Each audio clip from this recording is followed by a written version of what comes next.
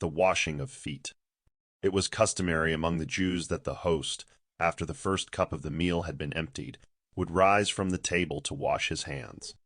Jesus stood up from the table and walked silently to the place by the door where the water jars, basins, and towels were placed.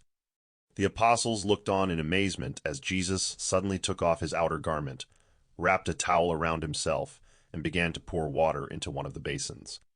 Imagine the astonishment of these 12 men, who had so recently refused to wash one another's feet and had despised each other over who should sit in the places of honor.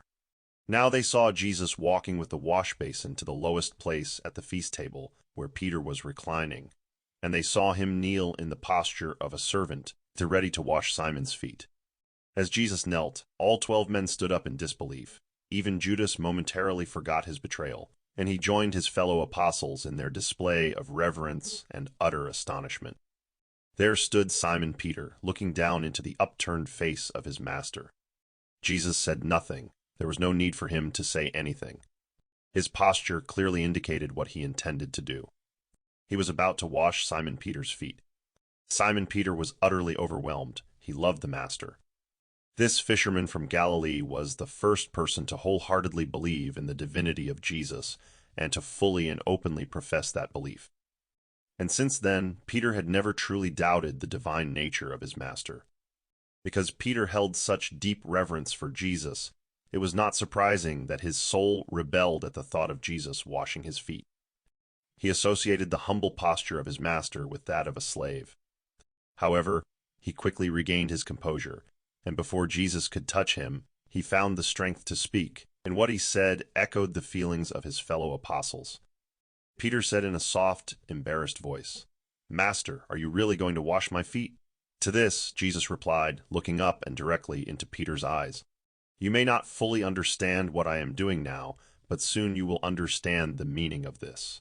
Peter took a deep breath and said, "Master, it will never happen that you wash my feet." And all the apostles nodded in agreement, aligning themselves with this firm refusal. The dramatic appeal of this unusual scene even touched the heart of Judas Iscariot, but as he assessed the event with his arrogant mind, he concluded that this humble act was just another incident proving that Jesus did not possess the qualities necessary to be the liberator of Israel. As they all stood there, holding their breath in astonishment, Jesus said softly, "Peter, if I do not wash your feet, you will not be able to share in what I am about to do."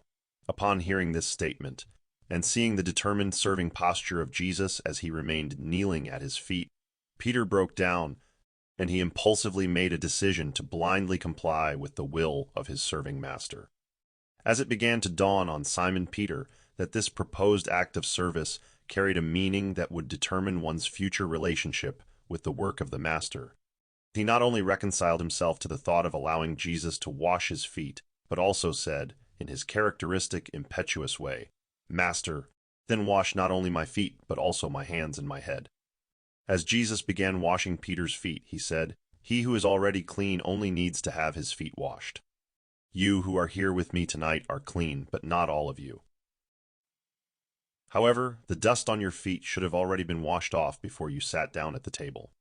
But since this was not done, I want to connect this act with a new commandment that I will give you later this evening." Peter's spontaneous response broke the tension, and Jesus went around the table, silently washing the feet of his 12 apostles. When Jesus had finished washing, he put on his outer garment again and returned to his place as the host. He looked around at his bewildered apostles and said, "Do you understand the intent of what I have just done? You call me master, and rightly so, for that is what I am. What lesson do you draw from a master who is willing to do the work that his disciples refuse to do for each other? Truly, truly, I say to you, a servant is not greater than his master, nor is someone who is sent greater than the one who sends him. You have seen in my life the way of service, and blessed are those who will have the courage to serve along this path. The secret of greatness in the spiritual kingdom does not correspond to that of this world. Not only were you too proud to wash one another's feet, but you also argued among yourselves about who should have the places of honor at my table.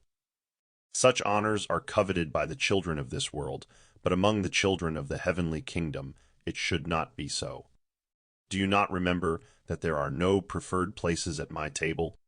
Do you not understand that I love you all equally? Do you not know that the place beside me, which by human standards is a place of honor, has no bearing on your status in the kingdom of heaven? Whoever wants to be great, let him become the least, and whoever wants to be the head, let him serve his neighbor. Who is greater, the one who sits at the table or the one who serves?